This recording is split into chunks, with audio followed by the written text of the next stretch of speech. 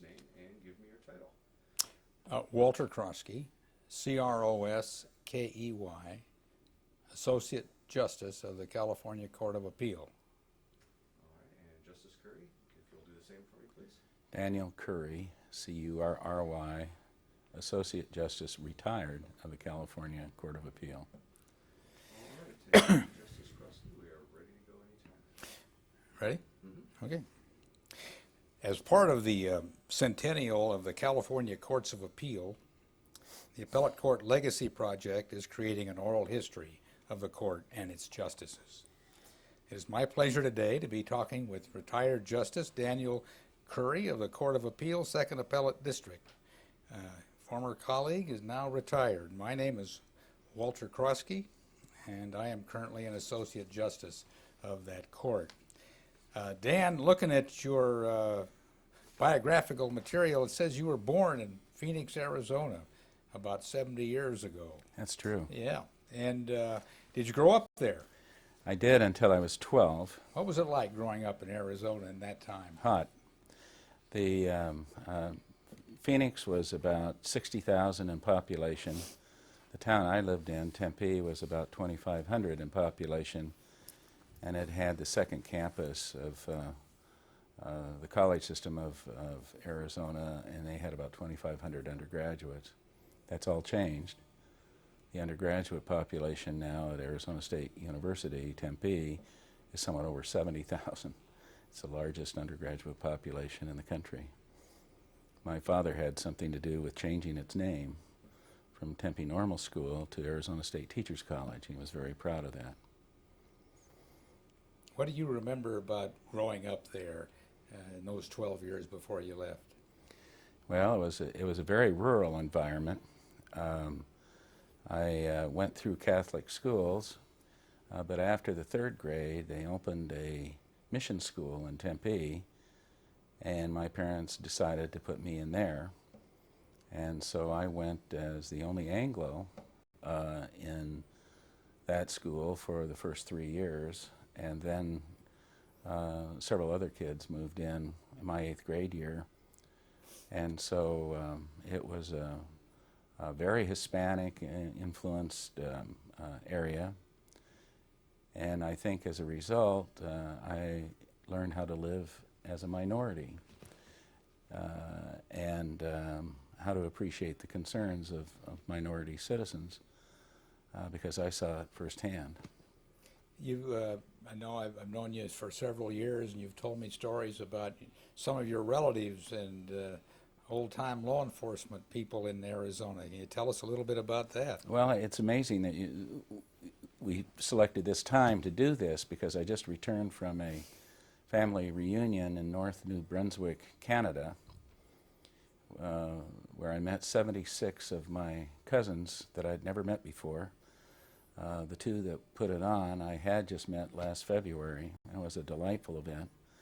I got to see the graves of my great-grandfather, my great-grandmother, my grandfather, and grandmother, in the place where my father had been born. I'd never been there before. And part of the booty that I came home with were pictures of my 2 granduncles who were responsible for moving many of my relatives, including my father, out to Arizona when it was the Wild West in 1910. One of whom looks exactly like those depictions of Wyatt Earp in the movies. He was a rootin' tootin' John Wayne type guy. You know. Did you ever get to know him yourself? As a baby, I sort of meandered around with him maybe until I was maybe 4 or so. He died. But he left me his Winchester 73, a huge gun, and his 16-gauge shotgun, each of whom had a number of notches on the handle. Did you ever get a chance to fire either of those weapons? No, they were disabled. Okay. I am sure they were. And even in college, it was an effort just to lift the Winchester 73. It was like carrying around a cannon. But I had them for a long time. Did you have any close friends that you remember in those first 12 years in Arizona? Oh, yeah. Not many have I stayed in contact with, but in the 8th grade, the red-haired, pigtailed girl moved into the 7th grade, and she and her husband were just guests of my wife and I. After a number of years, we've corresponded over the years and remained friends. And but the changes in Phoenix for them are much greater than the changes we've witnessed here in Los Angeles. In what way? But just the explosion of population in a place that had almost no infrastructure. Today, they still only have one public university in an area of several million people. The road system, almost everything, just drastically exploded in size. And along with it, they became as smog-ridden as Los Angeles with the automobile and stirring up of things. They were the beneficiaries of winning a long-standing piece of litigation. I understand it's the most voluminous piece of litigation in the history of the United States, California against Arizona over the Colorado River. And as a result, they have a lot of water, their agriculture is booming, their economy is booming. And despite the fact that it's almost uninhabitable 6 months out of the year, in my view. Well, I guess it was about 1949 that you left there? Yes. And where did you go then? Actually, the summer of 50. We came here, and we moved to Baldwin Park in the east side of Los Angeles County for a couple of years. And my parents traded some of their property for a magnolia farm. Not a magnolia, what is it? I'll think of it. But a flower farm that they I want to say carnations, and that's not right either, so you can see the effects of age. But we lived there for a few years until they sold that, and we moved to the west side. And did you go to school out there in the San Gabriel Valley? One year I went to St. Joseph's High School in Pomona, but my mother and the nun who taught me for 4 years in Arizona had it in mind for me to go to Loyola High School, and I eventually got there in my junior year. So I had my junior and senior year at Loyola High School in Los Angeles. Okay. And then I continued on at Loyola University in Westchester, and strangely enough went to Loyola Law School. And what was the reason that your parents wanted you to go to Loyola? Well, they were convinced that the Jesuit education was great for young men, and I really feel I got a great education. Okay. What did you major in undergraduate? Political science and basketball. And why did you go into law? And when did you make that decision? Well, my parents were very active in our church, and the church bought some property in Tempe that had some liens on it that were somewhat of a surprise, and so my parents hired a lawyer in Phoenix to take a look at it. He rapidly handled the concerns, and in the process saw that I was interested in his library and his office, and so we talked a while about being a lawyer, and I got a very positive view of what it was to be a lawyer. He emphasized how easy it was and how remunerative it was, and so I fell into that. Are you suggesting that you got this idea as early as age 12? Yeah, maybe I might have been 11 in the 8th grade, so yeah. Okay. Yeah. How did you happen to decide that it was Loyola Law School? Just because you'd gone to the undergraduate school? Well, I was all set to go to Hastings, but I was going in the Air Force. I was commissioned in the Air Force, and so I thought I'd go into the Air Force for 3 years, apply to law school, and I was going to apply to both Loyola and Hastings. I was very comfortable at Loyola, but I thought living in San Francisco for 3 years wouldn't be all that bad either. And at the last minute, the Air Force decided to change their mind and up the active duty requirement for flying from 3 years to effectively 6 years. And so I scrambled around and got admitted into both Hastings and Loyola. But at the time, economics were a factor, and I could live at home at Loyola. I paid my way through college and law school. I worked at an institution known as the Los Angeles Times, starting the last year of my high school. And so Loyola it was. And so I went there, and I'm very pleased. Let me digress a little bit about your experience at the Times. You started working there while you were in high school. Right. What did you do for them? I was in the circulation department, and I worked on what was called the Circulation Service Board. And before computers, it was essential to have somebody who could memorize where the dealers were. There were maybe 200 dealers. I went to work first for the Mirror, which was the then afternoon paper of the Times Mirror Company, and then I shifted over to the Times. And so you had to memorize the area of town so that you could effectively get the complaint or the start or the stop of the paper, the subscription, out to the dealer rapidly. There were books that you could consult to do this, but we all sort of prided ourselves that we knew that Van Ness and Florence, for example, was dealership 154, and the phone number was such and such, and we could get it out to them. And in the summertime, some of us were asked to work for circulation promotion, and basically think of new ways to increase the circulation numbers of both the Mirror and the LA Times. And that was sort of fun. And then I think in the summer, my junior year, between my junior year and senior year in college, I had to go to ROTC summer camp. And I only had about 6 weeks I could work because summer camp took up so much time.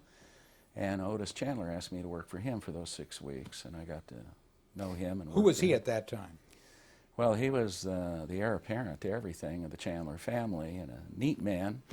He had just graduated from Stanford, and he just gotten out of the Air Force, and had been in Air Force ROTC like I was. And he was going through each of the chairs in the company: circulation, editorial, advertising, production. And that summer he was in circulation, and he was a great athlete. He had put the shot for Stanford. I think he was an alternate to the U.S. Olympic team as a shot putter. Did you get to know him well Yeah, during that period? We worked on a daily basis, and he was fun. After work, we'd have a beer, you know, and he was a neat man. I miss him. He passed away a few years ago. How long did you work for the Times at that time?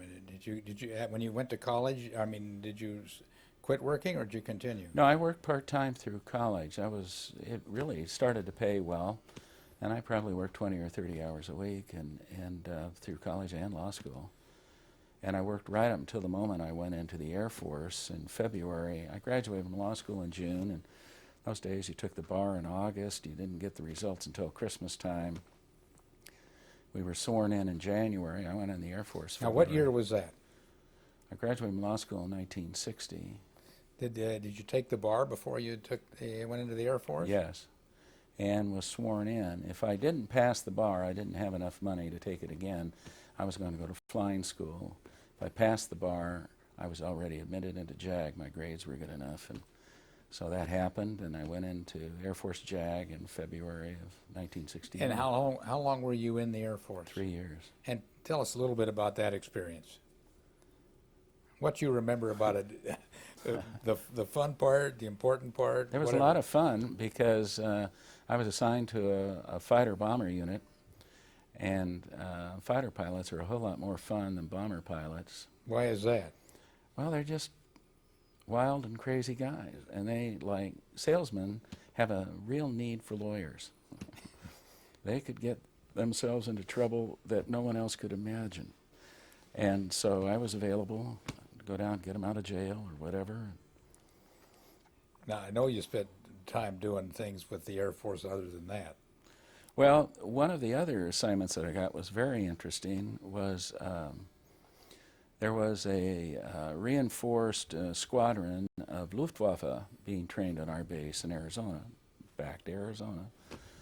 And I just fell into becoming their lawyer too, and that was very, very interesting. I got many invitations to Germany that I couldn't afford to follow up on when I got out of the Air Force. My family was increasing a child a year, and so I had to get to work.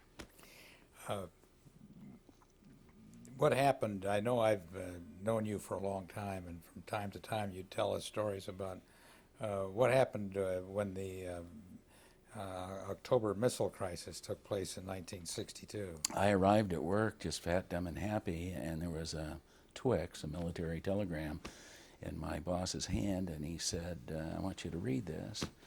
And it was from Headquarters Tactical Air Command saying that we don't have enough base defense officers. We want each staff judge advocate to assign one of the officers as a base defense officer. And my boss said, I've selected you. And I reacted a little bit negatively, or a lot negatively, because I was the only married officer. By that time I had two and another child on the way. And he said, look, you've been through ROTC training. You have expert badges in marksmanship, and you've done all sorts of extras that the others haven't done. I had by that time 40 hours backseat time in an F-100F and 100 and some hours in the backseat of a gunnery T-33. So I understood the mission of my unit, and I knew fighter pilots. I knew what they were going to go through, and I was going to be comfortable with them even in a tent in Florida. Fortunately, before much of that got going, Mr. Khrushchev turned his ships around, and so I did not have to enter the warrior class, but I did learn how to fire an AR-15, which was a magnificent weapon, as it turned out. When did you get out of the Air Force? In February of '64. Now, you've mentioned that you were married, and by that time had 2 or 3 children. 3. When did you get married? I got married in the beginning of my 3rd year in law school, September 5th, '59, and the beginning of my wife's 3rd year in undergraduate. She was a junior at Mount St. Mary's College. And your wife's name is? Joy.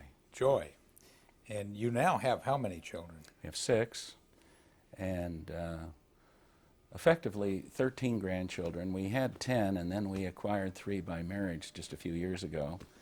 And so our house is pretty full during the holidays. Must be a big chore at Christmas time to pack everybody in. No, because now they're adults and they can participate in the work. Okay, well, you got out of the Air Force in '64, and what did you do then? I went to work in a law firm in El Monte, Wolford Johnson, Pike, and Koval. Doing what?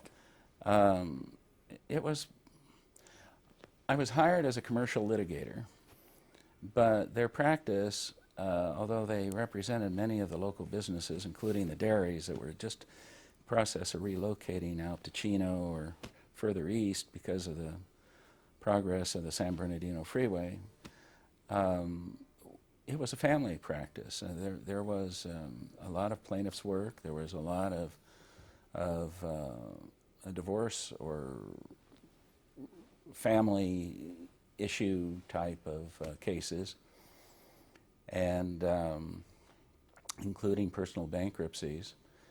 But I tried to develop a commercial practice, and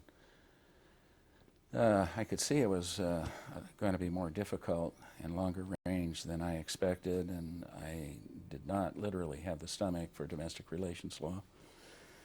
And so after about 1.5 years of that, I moved downtown to a business law firm Demetrio and Del Guercio. When you went out from the Air Force, did you just look around to try and find employment, or did you have a particular in with that particular firm, or how did that employment come about? Well, I had an in with that firm. The managing partner, George Pike, was a great guy, and I had had an automobile accident and represented me in that. And he became a really good friend. I had had an offer from Lillick, Geary, McCose, Rutke, and Myers, and I don't think I'll ever forget it, that Admiral Rutke, who was the managing partner, we got right down to talking about kicking the tires, and he said that my starting pay would be $550 a month. I was making $750 a month as a captain in the Air Force. And when I mentioned that, he looked at me rather sternly and said, "Son, we don't expect you to have to live on that." And so I thought, this man's a little impractical. And George Pike offered me $1,000 a month. And so I went to the smaller firm and did it.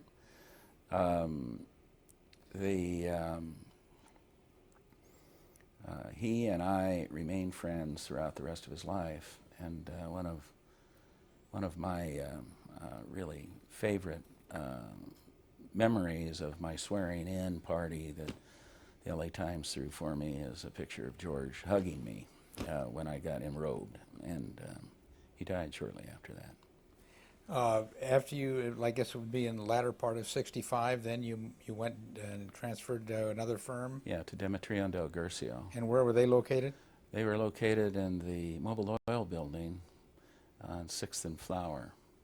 And what kind of practice did they have? They had pure business practice. Chris Demetrio was one of the few real tax specialists in town at that time, and he represented Walt Disney personally, and I think we did some work for the Walt Disney Company. And Lockheed and McCulloch Oil. And I was hired as a backup litigator to Dick Del Guercio. It was a small firm, 4 lawyers, and I became the 5th. And Dick did a lot of eminent domain work. But the Saturday I showed up, my first day at work was a Saturday. I showed up, and one of Chris's favorite clients was a man by the name of Ralph Spriggs, who had been the sole distributor of Coors beer in Los Angeles County at one time. And his area had been shrunk over the years by Coors. And on that Saturday morning, he had breakfast with Mr. Spriggs, who that Friday afternoon before was told that he was terminated as a distributor for Coors without much of an explanation. And so Chris was fighting mad, and that case became my career for the better part of 2 years. I filed the first antitrust case against Coors, and there wasn't much law on the issue of post-sale control of the terms of sale of a product such as beer or whatever. After we survived our Fifth Amendment complaint survived demur. The Arnold Schwinn case came down, almost identical, but I didn't have the benefit of that in the law in motion of it. Case lasted 23 years, and when I came back to Los Angeles in October of '87, first phone call I got was from Chris and said, "We're having a celebration. We'd like you to join us for dinner. We'll show you the check." And that case had gone up to California Supreme Court twice, went to the U.S. Supreme Court twice, and it was a big check, and the amount of it was confidential, but it was a big check. What was it like litigating in Los Angeles back in 1965 and '66? The judges were pretty formidable, I thought. But a few of them really stand out in my mind. Al Gildson, for one, who had a good part of the pretrial, not only the demurs, but some of the we sought for temporary restraining orders and things of this nature. And he was in Law in Motion, and he was up. He spent most of his days reading stuff that I had just written. So, and I thought he was brilliant. And one of the TROs that we sought was to be permitted to sell these thousands of cases of Coors beer, which they had gotten a restraining order for us to, from us selling our product. And I'll never forget that hearing, because during the hearing, Judge Gittleson said, well, you know, this morning in the LA Times, I said this is perishable product. We don't sell it, it's going to be useless. My client has millions of dollars wrapped up in this product. He ought to at least be able to empty his warehouse. And Gittleson loved to, a little joke, and it tweaked me a little bit, and he said, you know, this morning, Los Angeles Times, there was a story about raising a Spanish galleon in the Caribbean that had been sunk for over 200 years, and the crew brought up this jug of something, they opened it up, and they tasted it, and they said it was beer, and it was still good. And he said, that doesn't sound to me like beer is perishable. And I thought about it, and I thought, you know, that doesn't really prove it's not perishable, Your Honor. It just proves that some beer drinkers will drink anything, you know. And so he lifted the TRO. That was fun. Well, in 1967, you left the Del Guercio firm. Yes. And you went where? Went to Technicolor. They were looking for a hot shot in antitrust. Yeah, I never took a course in antitrust. It was just the Coors case. But they had similar problems to the issues that we had dealt with, manufacturer and distributor, because they were selling cameras and home motion picture equipment, and they were facing threatened litigation in that area. Had they been a client of the firm you were working for? No. How did you happen to put together with them? Tom Flattery, who was the corporate counsel, and he was looking around town, and I can't say all avenues pointed to me, but a couple of them did, and so it was an amazing. I never even considered, you know, going inside as a lawyer. I always thought I was going to be a litigator, and over the period of time that I was inside, that I always did retain a interest in litigation, because I thought that's where I could manage costs and expenses the best. How do you compare the two types of practice, being in-house counsel and doing what you were doing and managing the corporation's litigation and other problems, and being out there going to court yourself every day? Well, my sense of it is that a litigator has a file or 200 files, and that the litigator sees those through. When you are at least a senior person in a corporate law department, you think you know what you're going to do when you're on your way to work, but it's very much like the emergency room in a hospital. You have something to do, and all of a sudden you get a phone call from a senior officer, somebody in the field. The FBI is here. They want to take all of our files and folders out of our office in East Podunk, New Jersey, or Nebraska. We never went as far as New Jersey, in Amfac. And what do we do? So you ask them to put the FBI agent on, and you say, sir, do you have a search warrant? And meanwhile, you're whipping up your secretary to call a lawyer in town to get over there, wherever. And we had lawyers all over the country, and to deal with this, and don't let them move anything until we have at least an idea of what it is they're taking out and a copy of it, because they could close down the business if they took out all your accounts receivable. It sounds like you kind of enjoyed having that position in the corporate field. At first. After a while, it gets old. Well, you stayed with Technicolor about 3 years. Stayed Then where'd there you go? 3 years, and there was a proxy fight for Technicolor, And management lost it.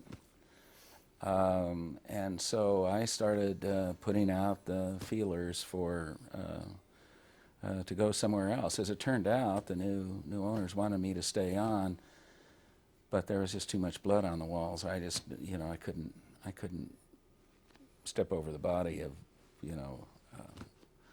Tom Flattery, who I really highly respect and like, still is a good friend, to take his job. I just couldn't do that. And some friends in law firms that I dealt with recommended me to this firm, Amfac, which had a brand new management team in Hawaii and eventually became the largest company in Hawaii. And they were looking around for a lawyer who was young enough to withstand the rigors of travel, because they had a great many businesses on the West Coast as well as in Hawaii. And that was a really dream job. It was great. You went out you moved your family to Honolulu? Yeah. And, okay, that was what, about 1970? It was 1970. I was 33. That would have been a job that I would have been delighted to get in Los Angeles when I was 53. And so I was on the ground floor. This company had $400 million in revenues, and just a really dynamic team of wonderful people. By then, how many children did you have? 5 3/4. So our baby was born in Hawaii. All right. And you stayed with that company for 17 years. Yes. Tell us a little bit about what you did there that you remember. Well, Amfac grew. When I left it, it had almost $4 billion in revenues. And that's quite a growth from 400 million, say growth maybe of 10 times. Profitability probably of 20 times. It was the developer of Kaanapali Beach on Maui, the developer of, joint developer of Silverado Inn and Country Club in Napa Valley, Canyon Sands in Palm Springs. It owned the largest retail store in Hawaii, Liberty House.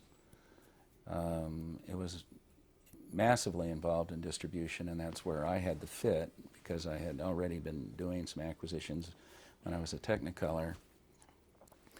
And the distribution case of Coors, the distribution cases of Technicolor fitted me to deal with those kinds of issues. And so besides being the corporate secretary at the outset, I was really the general counsel of the distribution group, which became more than half the company. And then by the time I was 35, I was made general counsel of the whole company. Did you have line responsibilities as well as legal? Towards the end, and I'd had some at Technicolor, usually the result of a catastrophic health problem for somebody. And so if you're their lawyer, you have an idea of what they would do under certain circumstances, some of the issues and problems that they were facing.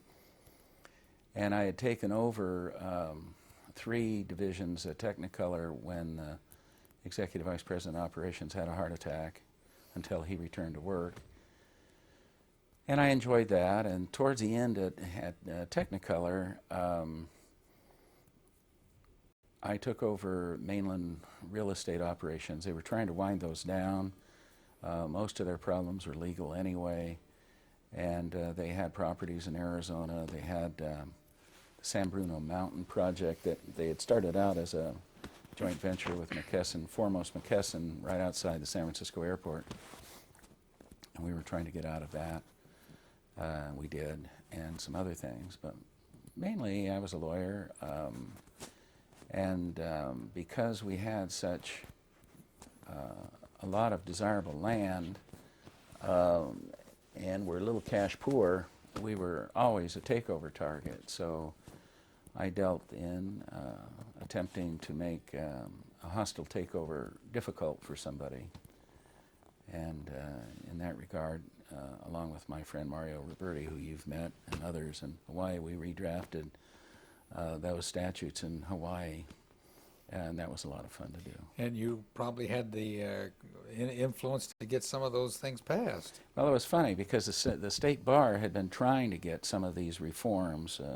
Some of the statutes of Hawaii were pretty archaic, they required every member of the board of directors to be a permanent resident of Hawaii, for example. All the meetings had to be in Hawaii. Well, for a New York Stock Exchange company, that really tied your hands, because often you wanted to have the board meet in the places where you had large operations, and to meet the management of those large operations. So that change was put through.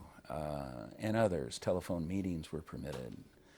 And we started tracking mostly the reforms that came through the Delaware Code, but not completely. California's provided us with some help to give corporate directors the right to rely upon advice received from experts, even though that advice may be wrong, from both accounting, legal, financial experts, and not to be, in effect, pure fiduciaries acting at their peril, things like that. Okay. When 87, you left Amfac. Mhm. How'd that happen?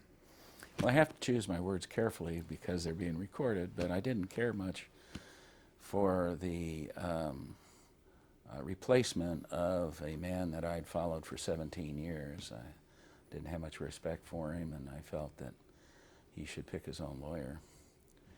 And so I went out on the marketplace, and I was about ready to accept a job in San Francisco when I got a phone call out of the blue from a headhunter that started out with, "How would you like to be the general counsel of the Times Mirror Company?" How did you react to that? I said, "Well, are you aware that I worked my way through college and law school there?" There's silence on the other end. The next question is, "Do you know Otis Chandler?" I said, "Why don't you ask Oates?" Did they? They did. And I met the CEO. I couldn't get down to L.A. The CEO of the company flew up to San Francisco, and we had dinner. And I went through their process. I met all the members of the management team. I met many members of the board of directors. And 2 weeks later, I was in L.A. I take it they offered you a job. They did. And my first day was the day of the Whittier Narrows earthquake, which substantially damaged corporate headquarters at the Times. Fortunately, I was in the building. It was 7:15, so that sort of impressed somebody, you know. And met most of my lawyers out in the park where the old state building was, where the emergency evacuation called for everybody to meet before they went home. And that was an exciting start. Were there many people other than Otis Chandler that were still there with the Times that you knew from your previous employment? Not many. There were a couple. The one man who was soon to retire as the circulation director of the Times, I knew. And when I got out of the Air Force, the job that he took as assistant circulation director was offered to me. And I said I wanted to practice law, but the then inside lawyer did not want to expand his office, so I went out, practiced law in El Monte and so forth. But he remembered me because when I turned that job down, he got the job, and then he became circulation director, which is a very responsible position at LA Times. He was vice president of the company, you know. And how was your experience at the Times different than your other corporate experiences? The Times was organized remarkably like Amfac. I was in many businesses. We in Los Angeles seem to think that the Los Angeles Times is all of Times Mirror, but in fact it was about a third of Times Mirror. There are 6 newspapers on the East Coast. Matthew Bender was owned by the Times at the time. It was maybe the 9th largest cable TV company. It had 6 television stations, and it was in a myriad of other publishing fields. Jefferson Sanderson has about 90% of the market for aircraft navigation materials, including discs like you put into your navigation system in your car, They've been using those in airplanes for a long time. They're all generated by Jefferson Sanderson. All the charts all over the world they do. And all these little loose ring folders that you see pilots carrying aboard an airplane, those are all printed by Jefferson Sanderson. They had the medical equivalent of Matthew Bender and Mosby Yearbook. They published, they had something like 19 major magazines, Field and Stream, and some of the better Sale, some of the better known magazines. So it was pretty widespread, and it was organized in about the same number of operating groups that Amfac had, and the operating group chairman had the same direct responsibilities for that and acted pretty autonomously, subject to economic and financial controls, legal controls from corporate. What do you remember doing mainly as their lawyer? What were some of your big challenges, some of your big problems? Well, I got a phone call from the chairman, Bob Herburu, when I was in the office after the Whittier Narrows earthquake. He was in Paris, and he said that we have just reached an agreement to buy $250 million worth of magazines, and the man who is leading that charge, family is very disturbed by the earthquake and wants to return to Los Angeles to deal with that crisis. Can you take his place? And I said, sure. And he said, when can you be in New York? I'll see him. I'll be there tomorrow morning. And so my first 3 weeks with Times Mirror, I lived in a New York hotel on my own credit cards, and we did that acquisition. A couple of the lawyers that worked for me that I'd never met before, and but I had done maybe 200 acquisitions at Amfac over 17 years, and very comfortable doing it. So that was one of them.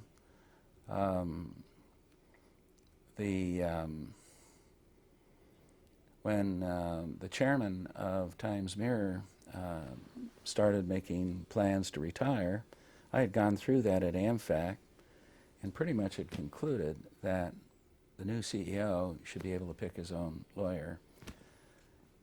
My baby was just graduating from undergraduate, and I always wanted to be a judge. In fact, I got the call on the federal side about a year after I was in place at Times Mirror saying, how about the Central District of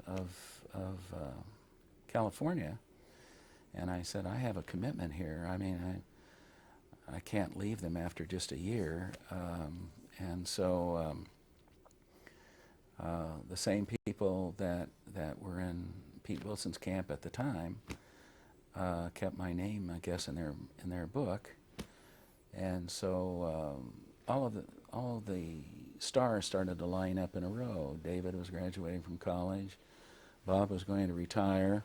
And I was turning 55, so they told me my biological clock was ticking. And So now you're 55 years old. You've about 5 years with L.A. Times. yeah. And you get a chance to go on the And become a judge. I think I've served a reasonable amount of time at the Times, and I think they did too. And we parted friends. We're still on good terms. And So you were appointed by Pete Wilson. Pete Wilson, What in was my your- view, the greatest governor in the history of California. What was your first assignment? Criminal Courts Building.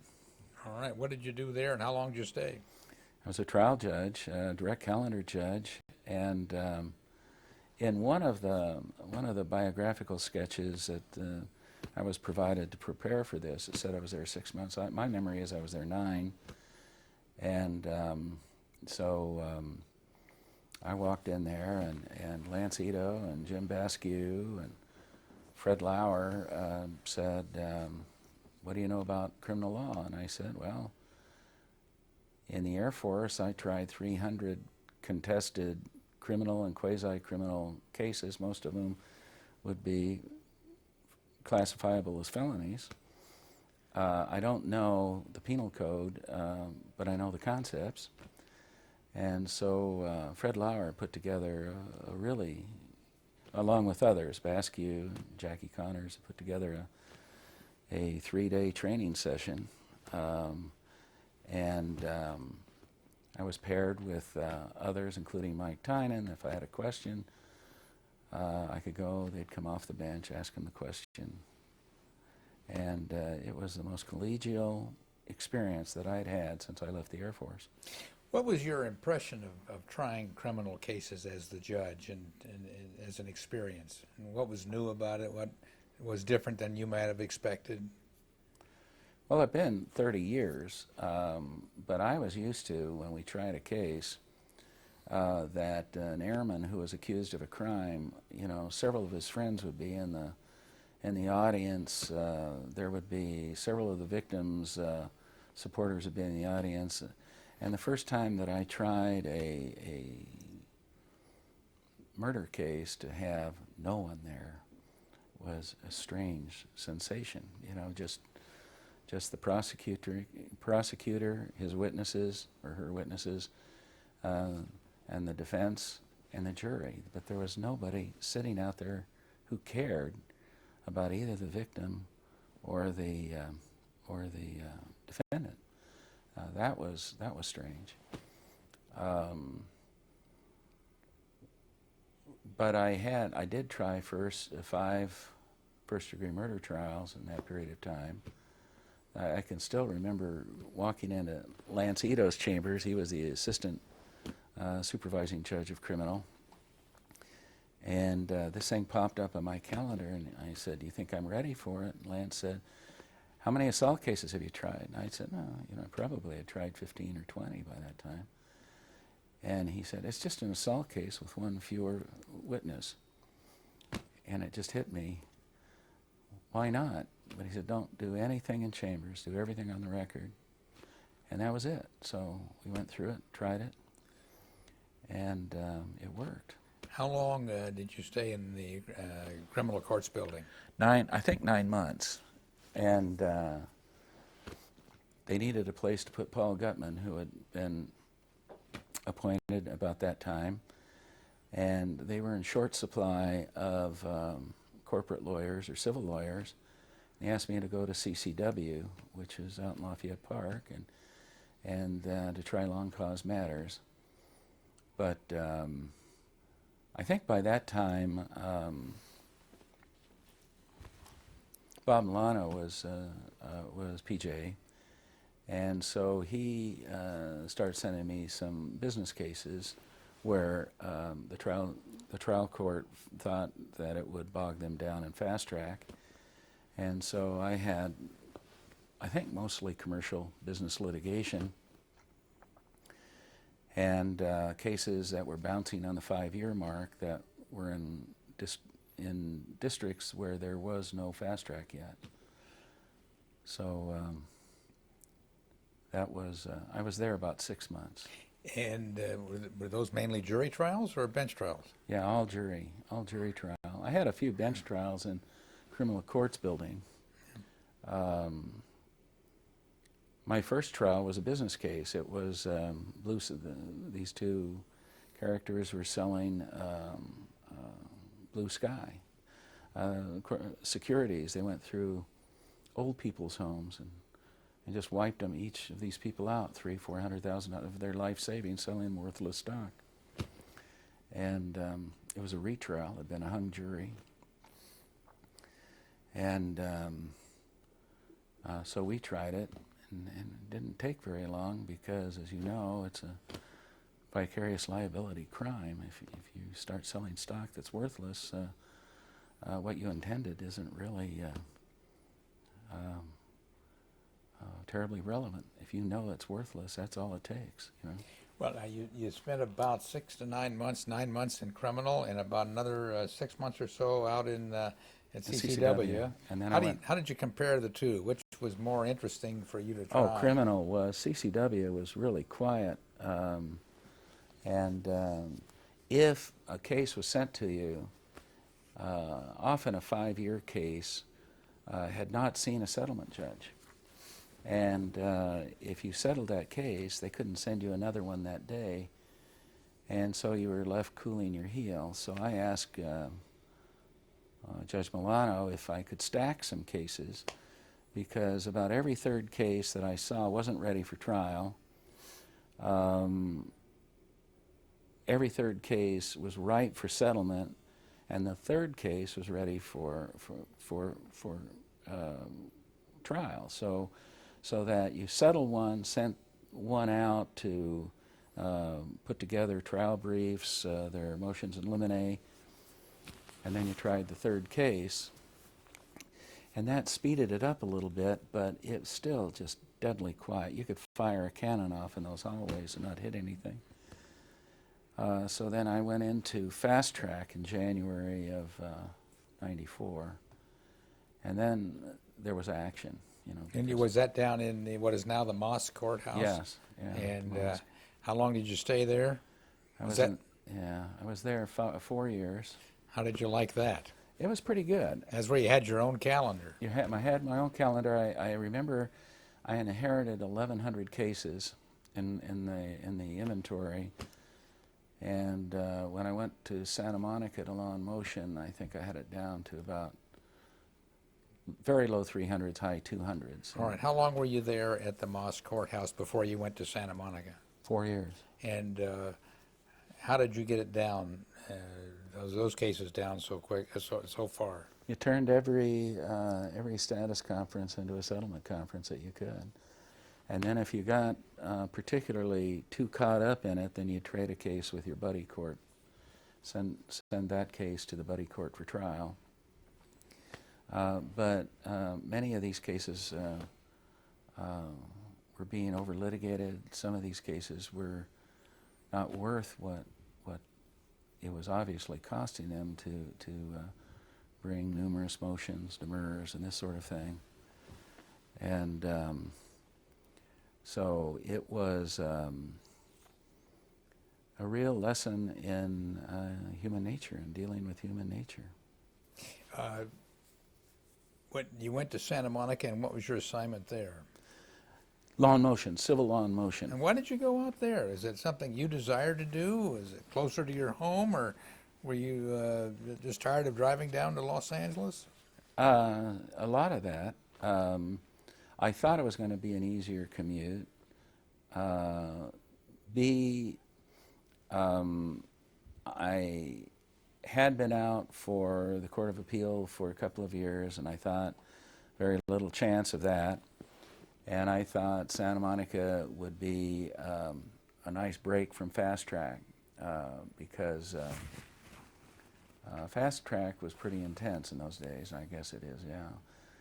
And I thought, well, if it wasn't what I thought it was, I could always come back downtown after a couple of years of law in motion.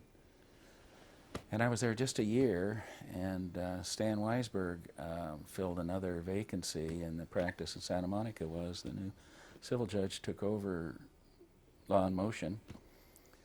And just about the time that occurred, I got a phone call from John Davies. Well, that just didn't happen. You had to apply for that, I'll bet. I did. And when did you do that? When a certain mentor suggested that it was about time. And so I had applied, and it was out like 2 years. And there were, just after my application, all the vacancies were filled, and there weren't any vacancies. It just, I thought, wasn't to be. So. Had you ever had an opportunity to serve on the Court of Appeal in a pro tem status? No. I was under the impression that anybody who was an active candidate was not supposed to do that. And that impression may or may not have been accurate. But no, I had not. Well, I wanted to get at was, why did you decide to apply for the Court of Appeal, other than being suggested by somebody else? Is it something you thought you'd like to do? Oh, yeah. You know, because in FastTrack you did your own law in motion, and certainly in the direct calendar court in Crim you did your own law in motion. And then law in motion in Santa Monica was pretty intense, and the nature and the size of the cases in Santa Monica were about the equivalent of the downtown cases. That may not be true in some of the other districts, but you had some major cases, and so it took legal scholarship, although it didn't require a lot of writing, it required a lot of reading. There were maybe 40-some matters a day, 4 days a week that were on calendar, and there were some really novel issues that came up during that period of time. And so I really liked the law. I really liked the sensation of picking up a problem that had maybe 100 issues, that were 10 of which were mind-boggling, and working your way through it. You didn't have the time that we have here, and so that contributes to mistakes. Sometimes those mistakes were not substantive, but you never looked back. You didn't have time to look back because there were 40 more staring you in the face for tomorrow. You know. Looking back just on your trial court experience, do you remember any particular case or cases that stand out as things that you'll remember and like to share with us? One was, up until that time, I believe, the largest civil case filed in United States history, anywhere. Texaco had filed suit against about 122 insurers to get reimbursement for its exposure for toxic tort cleanup at 2,700 sites throughout the United States. And 122 insurers were involved because many of them insured companies that Texaco had acquired, smaller oil companies that were purchased over the last 40 or 50 years. And Owen Kwong had the case just before me and mentioned something about the fact that this case probably shouldn't be in FastTrack because it was so immense. The first status conference was held in an auditorium, and there was about 300 lawyers present. And they had liaison counsel. Some of the best lawyers I've ever seen in my life were there. And they started out by telling me that Discovery had already produced a billion pages of documents, and that they had joined together, the defense and the plaintiffs, to hire computer experts who designed a program just to deal with discovery, the identification of it, and how it was going to be handled. They had hired some other experts vis-a-vis the science involved in the cleanup and whatever. And when I told them my misgivings was that I shared one research attorney, then Fred Lauer, who was my buddy court, I didn't have the resources to look at the pending 40-some cases, motions dealing with choice of law, and that I expected that there were probably equal number of motions for summary judgment lurking in the background. So they conferred, and they came up with, and they funded a position, a research attorney position, just dedicated to that case. And so they had a neutral paying agent who paid these people, the computer people, the accounting or the scientific people. And so they made arrangements through the presiding judge's office that we could hire the research attorney, would not be an employee of the court, but would be paid by this neutral paying agent. So I had an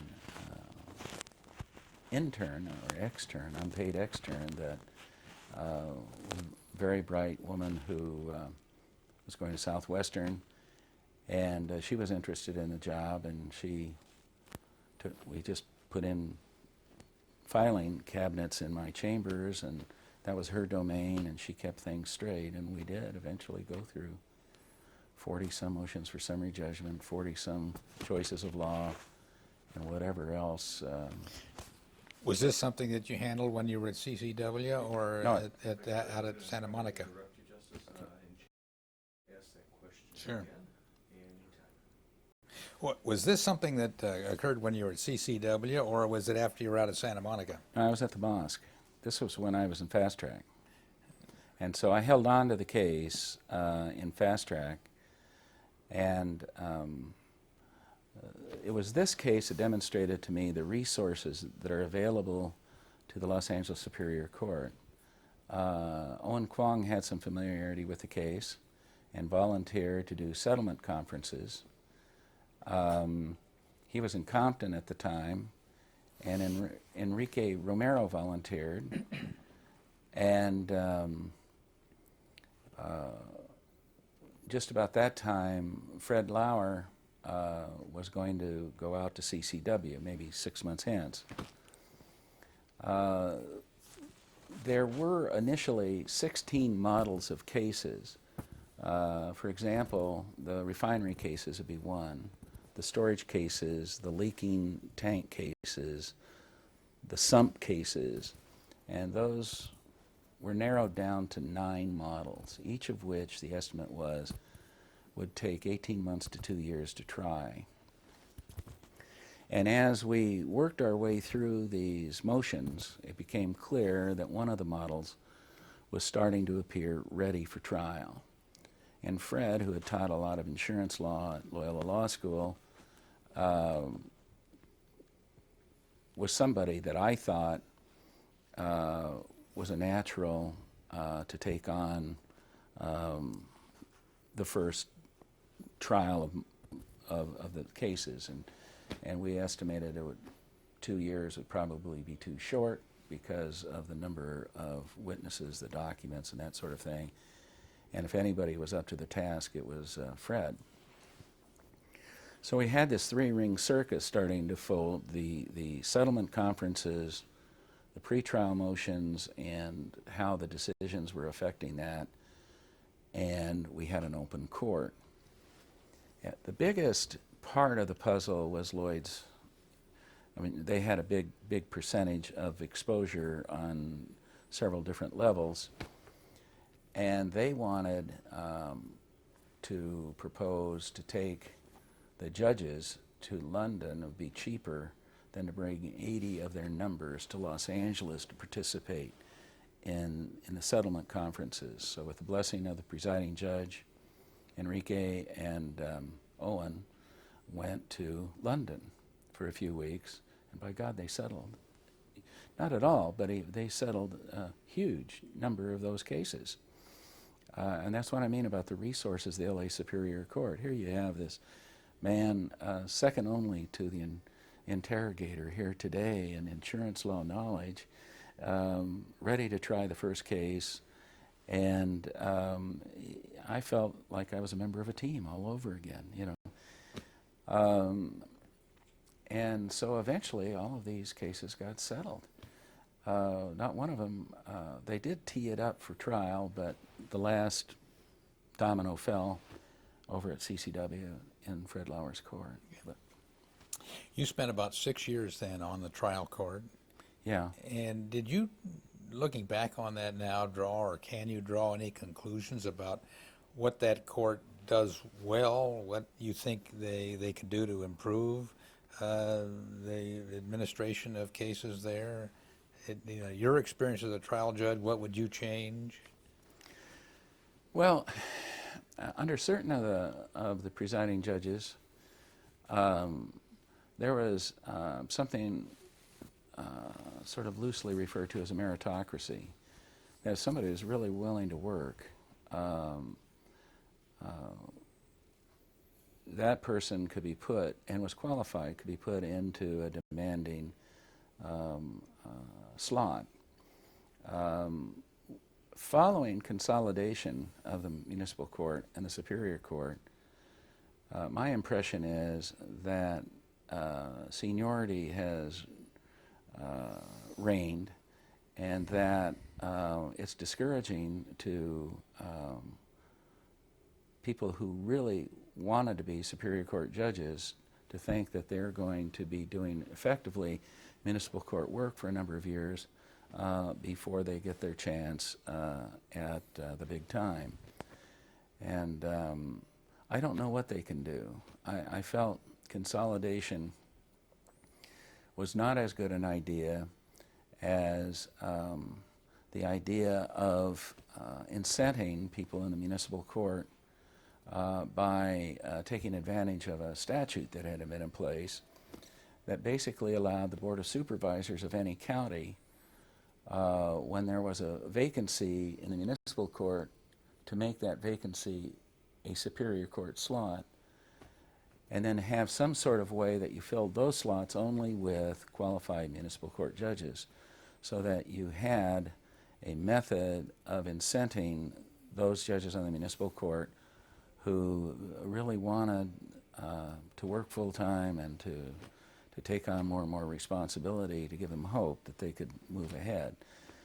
I don't know how it could be done now. I think the Los Angeles Superior Court has been my only experience, and I think it's been very fortunate to have the very able, all men to date, who have stepped up and assumed the role, which is not an easy one. And certainly there are qualified women, too, who ought to be given the chance. Okay. Well, in 1998, Governor Wilson appointed you to the Court of Appeal. Yeah, nobody was more surprised than I.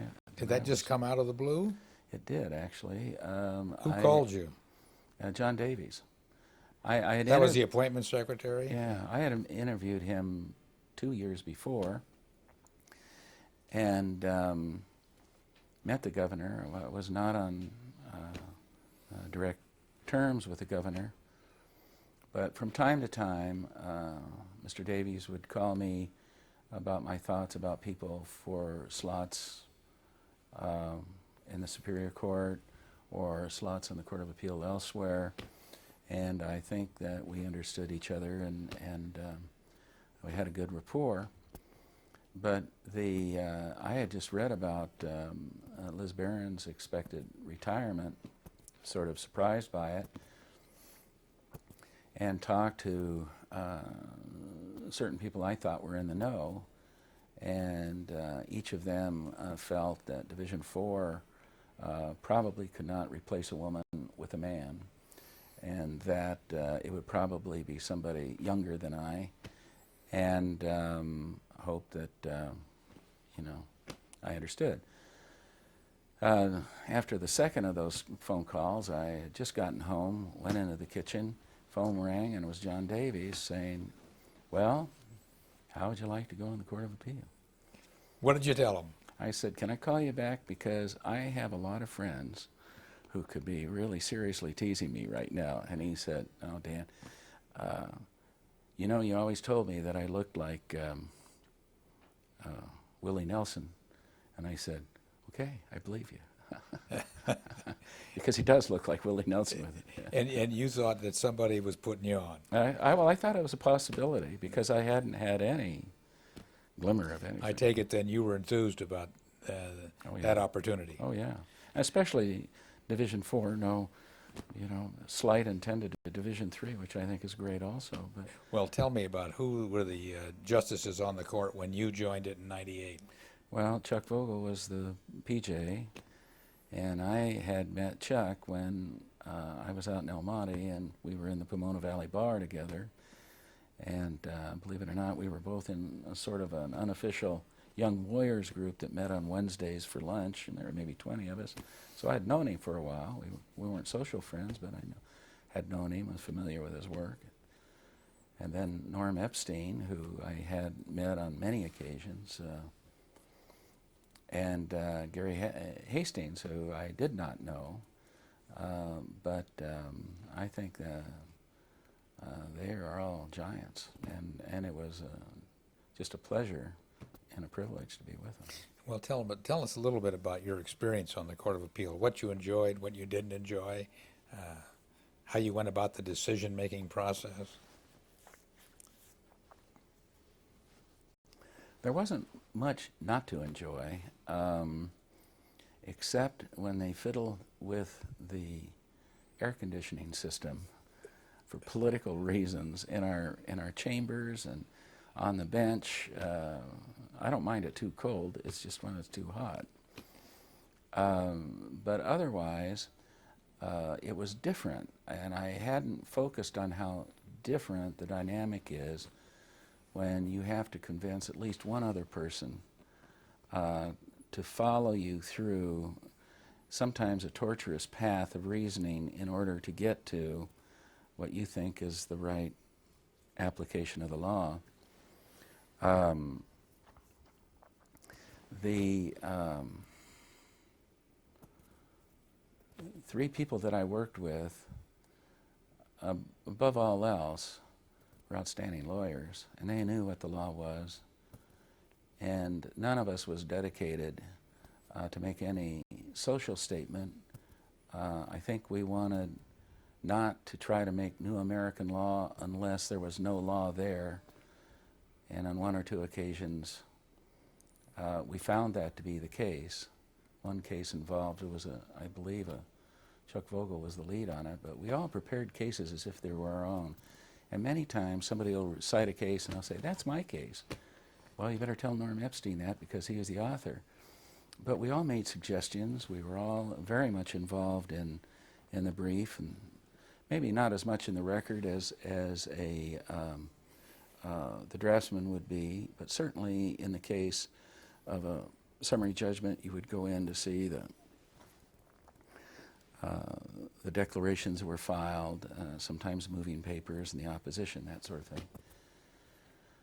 But in this one case, I'll remember very well, a lawyer had inadvertently sent the other side a privileged document along with a massive amount of other details.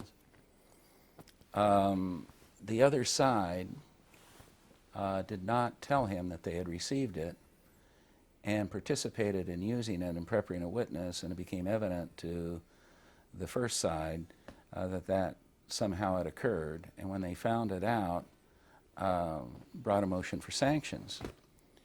And we felt, to a man, that the ABA standard, speaking directly to that issue, where the state rules of professional conduct didn't as clearly address it, was a standard that should be followed, and that is that you should immediately notify the other side and send the document back without copying it. That created a bit of a buzz. It went on up to the Supreme Court, who agreed with us. But those kinds of things were the exception. That we weren't there to make social policy. That's the legislature's job. But if they didn't do it right, we were there to say it exceeded their constitutional authority. Did you or have you developed what I'll call a judicial philosophy that you think you've consistently applied, or maybe it's changed during your judicial career and is part of the decision-making process that you participated in? You know, I can't describe it with a buzzword. In many of the hot button issues or items, buzzwords are used that have some meaning to those who use them, but it's more complicated than that. I think that the state, the country, is deserving of laws that are understood by the people who are governed by them, and that they should be clear and distinct, and they should be not subject to the vagaries of interpretation on the basis of what color shirt the judge is wearing at the time that the decision is being made. I think in business, for example, as a former business lawyer, the thing that you treasure is to be able to tell your client what the law is. And if you can't do that, there's something wrong with either the legislature and or the courts. One thing comes to mind that during the 1972, when wage price controls were put in during the Nixon administration, my company was a lead target for violating regulations that had not yet been written and fined $72,000. That just made me wretch. We were complying with the policy of what had been put out with by this time. The $72,000 was not a huge number, but our stock price dropped tremendously and was affected for maybe a year or two after that by that silliness. It was unfair. The decision in Blakely comes to mind also, when Sandra Day O'Connor criticized the majority opinion on the basis that they didn't appreciate what they were doing. They didn't appreciate the practical effect it was going to have on the sentencing schemes of states like Arizona, and eventually California. And I think that judges who are making decisions should have some real life experience.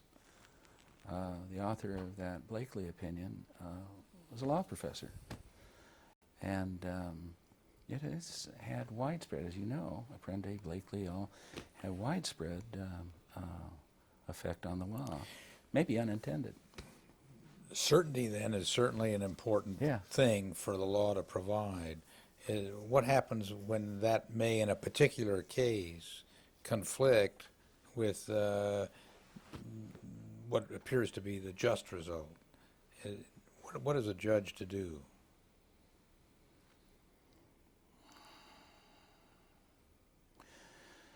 We had a case where the 4th District had held that in the event where an employee left the employ of an employer, the same standard did not apply to that employee that would have applied to the employer in dealing with confidential information and that sort. And it seemed to me that it wasn't a focus on what the just result was. The focus was on an inadequate standard that should have been applied equally. And the wrongness of that opinion was in that they were violating due process by treating one side of the equation differently than the other because of deep pockets. And I can't remember the name of the case, but it was an instance where 2 young lawyers broke off from an immigration law firm and sabotaged some of the computer records in the old firm and solicited many of the clients of the old firm by making use of those confidential records of the old firm. The GAF case is the case I'm referring to in Orange County, said that while if the conduct had been just the reverse, the employees would have had a right against the employer, but not in this case. And it just seemed to me that it wasn't justice, but the first case was just wrong. And there were, believe it or not, 9th Circuit cases that agreed with us. So we chose to divert from that. We had a couple of other cases where we disagreed with other districts, but you know when you do that that the Supreme Court is no doubt going to take your case up and review it as well. Well, I suspect that may have happened more than once to opinions that you wrote. How did you feel about that? Well, when they agreed with me, it was fine. But I They don't always take cases to affirm them, though. no. Especially in our division, it's an interesting. They took fewer, but they reversed more frequently. But I had the one experience in the. It was a Jarvis type case, but it was entitled White against Davis, where they took an opinion that I signed as the author, but believe me, both Hastings and Epstein made tremendous contributions to that opinion. It certainly was not my opinion alone, and I'm not a constitutional scholar. The California Constitution, Norm Epstein is, and Hastings also pitched in. So this case went up, and it dealt with whether or not the state could continue to pay its bills by warrant when there was no budget signed, sealed, and delivered. And they published that case and gave me credit for it. And Norm Epstein says he doesn't know of any other instance where they adopted my opinion and gave me credit for it. But it wasn't just my opinion.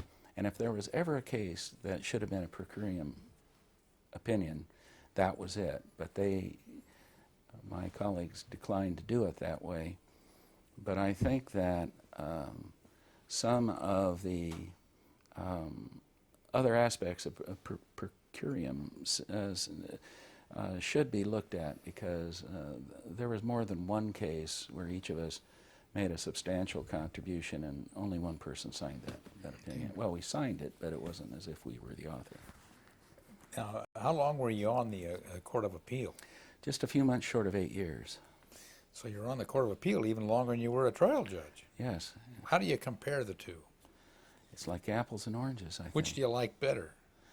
It's like apples and oranges. I like both. I think that the trial court's more exciting, especially when you have a potentially violent criminal defendant screaming at you who needs to be chained or restrained significantly, with 2 or 3 of his gang members sitting there watching the proceedings.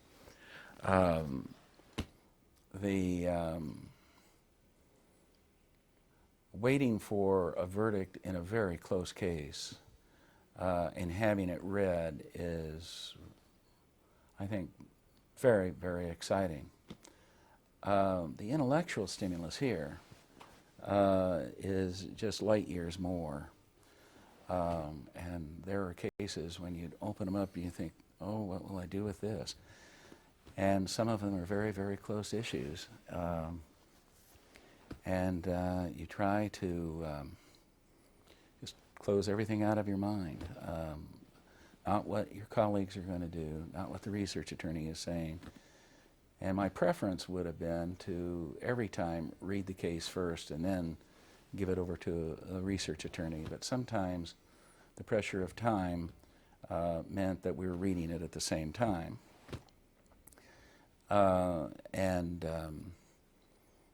Often, I was really blessed with 3 great research attorneys, and often when they had a completely different take on than mine, that was an interesting dynamic too, because you have to sacrifice your ego to listen to this great mind tell you, don't go there, it's going to be error.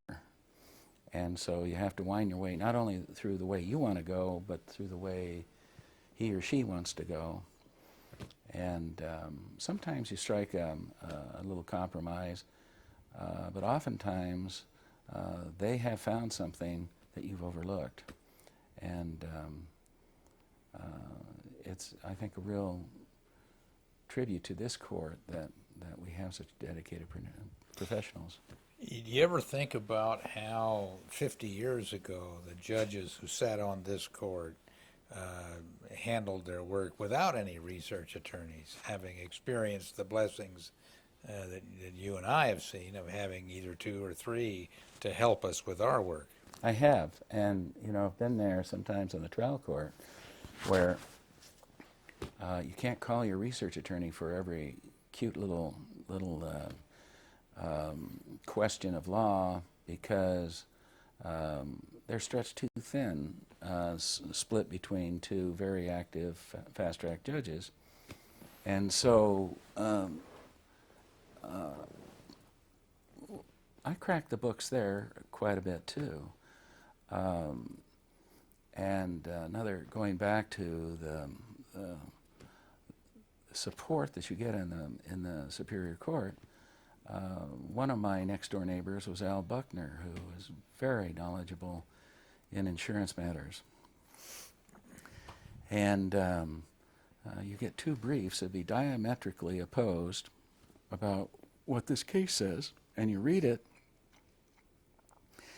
and oftentimes the case says some of each, but never exactly what either of the sides are saying, and you don't know what the significance of that is without reading 25 more cases. Well, Al and I had to have a sandwich together, ask him the question, and Al had this magic little computer that would spit out paper and often lead you much more quickly to the case that really controlled.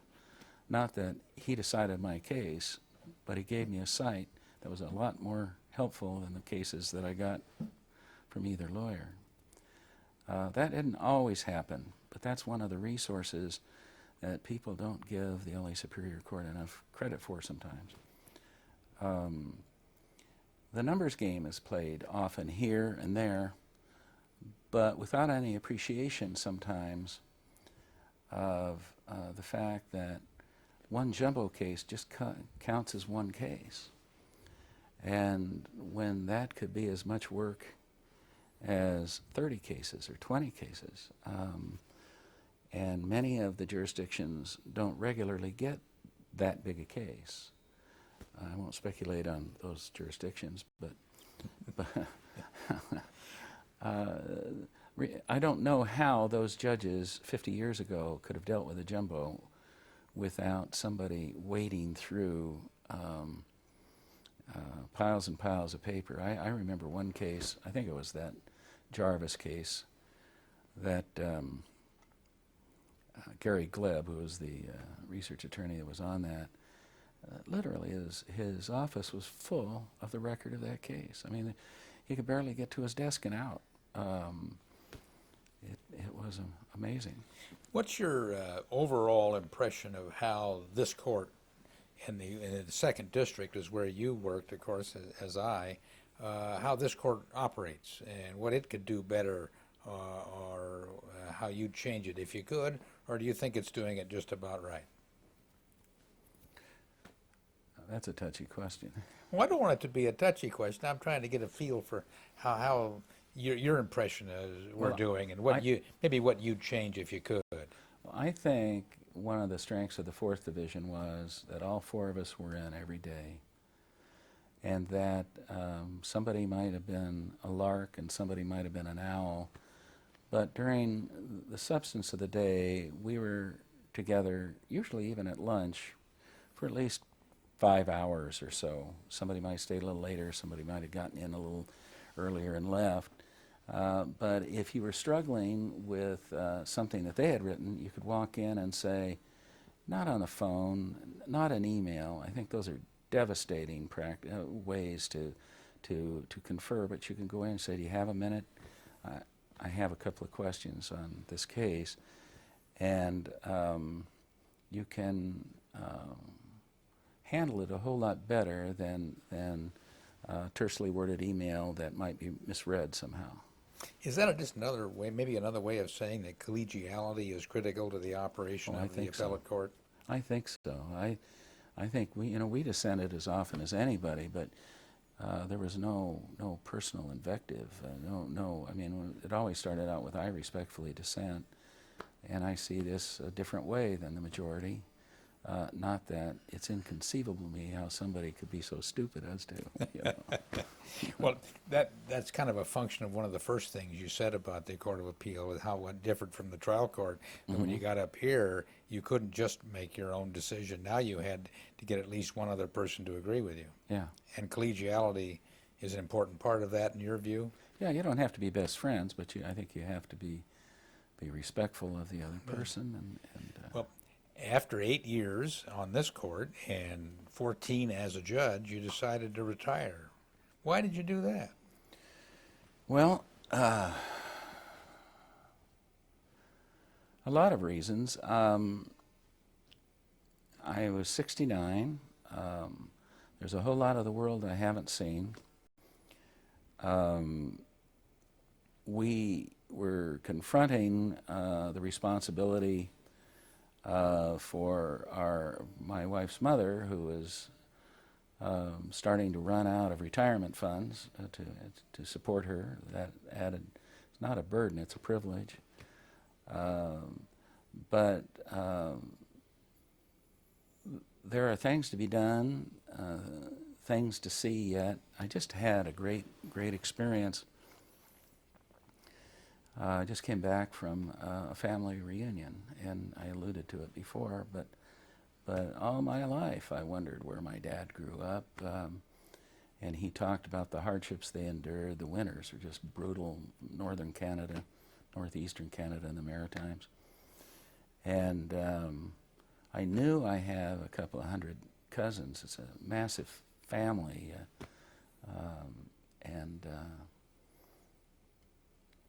so we had the chance, the excuse to go to this reunion and meet people and to see something. And if the reunion wasn't all that interesting, we didn't have to stay for the full 4 days. Well, we did. And there's all these people that looked like me, some may regard as a blessing and some may not, and who have kids that look like my kids, who have never met. And it was just a lot of fun. And it was moving. The house that my grandfather and father were born in was just torn down about 2 years ago. I wish I had done it 2 years ago.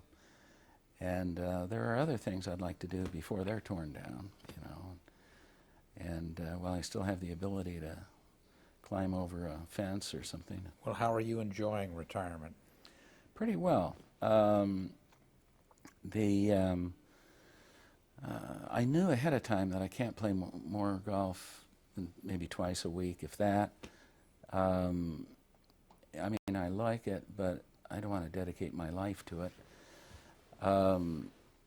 The family is pretty much on their own, but we are getting more grandchild time, which is a lot of fun, especially with the older ones. You know, now I have a granddaughter who's graduating from college this year, another one who's a freshman at UC Santa Barbara, and their younger brother was 16, and their parents went off to ski, and I was asked to babysit. Well, we called it that I bunked in with Owen, and I had so much fun those 4 nights with the 16-year-old, his curiosity and his foibles,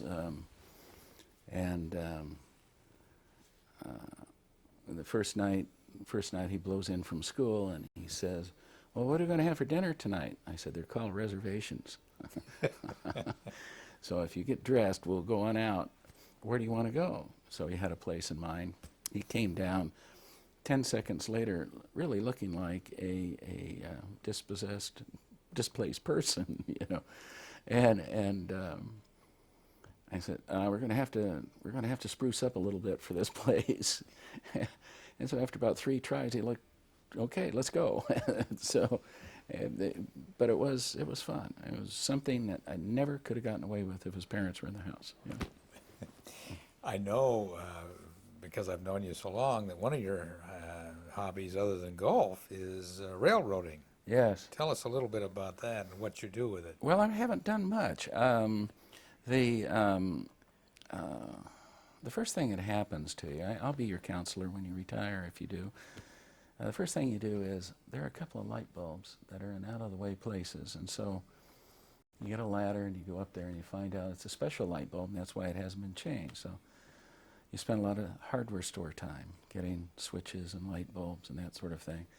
And that eats into the railroad time. But it isn't growing right now, and especially in the summertime, it's in the garage. It gets a little warm, so it's a winter, bad weather But activity. you've got a remarkably large set of layout railroad Yeah. model trains, and you like to run them? Yeah, I do. I Well, model the diesel era of the Southern Pacific and of the Mexican railroads that focus on the west coast of Mexico, the Ferrocarril Chihuahua, El Pacifico, the Ferrocarril Pacifico, Sonora, Baja California. And Joy and I rode the passenger train when I was in the Air Force from Nogales, Arizona down to Mazatlan. And so I took some pictures and that sort of thing. And the livery, the road colors of the Mexican trains are happier than the poor old gray of the Southern Pacific. And so that probably, as a child, I'd go for the bright colors. Do you paint some of your own trains? Especially the cars? Mexican trains. There are not many of them available. They're starting to show up now. And I think there is this element of I want to be the only kid on the block with something that looks like that, you know, and that's sort of fun. What do your grandchildren think of that? Do you ever get a chance to show it to them, and do they enjoy you Yeah, working with you on it? Yeah, some of them really enjoy it, and some of them look at me like I'm really from an outer planet. They're very blasé about it, and they look at it and they give you that look. I'm worrying about your grandfather, you know, but you know, but they are tolerant, like their grandmother is of this. I know that you think a lot of and have visited a number of times the country of Ireland. Mm-hmm. What is your relationship, official and otherwise, it's been with that country? Well, in February 1992, the government of Ireland asked me to be their honorary counsel for Los Angeles, and I enthusiastically accepted. In September of 1992, when I got appointed to the bench, an old friend was the county counsel of Los Angeles, DeWitt Clinton, and Dee knew of this sideline of mine, and he advised me that I had to resign it. And some would say they couldn't guarantee his safety when he, you know, because I was really near and dear to me. And resign it I did because he was right, that an agent of a foreign government, even if a volunteer, shouldn't be on the bench, despite the fact that there is an honorary counsel of Ireland in Denver who's a federal judge. But in the meantime, we've made a lot of friends in Ireland, including a man who I met at the time he was Attorney General in 1992. He went on to become a justice of the European Court of Justice and sat for the better part of 10 years. And he's now Chief Justice of Ireland, and a good, close friend and dedicated jurist. Others who are in the Foreign Service have gone through the chairs. One is now the ambassador of Ireland to Belgium. How many times have you been there? 5, maybe. Is it a beautiful country? Do you enjoy it? Oh, yeah. The people are wonderful, even when the weather is bad. But if you pick the time carefully, I don't want to get into this warming of the earth, but I've been there and actually got sunburns. Yeah, and especially in the west coast of Ireland. It is breathtaking in places. Well, is there something that I have not asked you that you would like to record for posterity as a part of our discussion? No, I think you've covered it. The book that was provided to me by the Judicial Council, is it, or the AOC? AOC. is really neat. And one of those things that I would recommend that somebody on retirement from this court get at the time of retirement, because at the time that you are active, you're not saving mementos, your published opinions. At least I didn't. And I was lucky just to be able to find them at the time that I retired, because curiosity more than anything else, to find that I had 90-some published opinions. There would have been more, but several of the cases were taken by the Supreme Court, so there's probably over 100 that were published. And to have a synopsis like that is very good. And you know, I didn't keep the judicial profiles of the Daily Journal and that sort of thing. They have it there. And whoever put that together, I'm very grateful for that. Okay. Thank you very much, Dan. Thank you. I'd like to be in on your interview someday. We okay?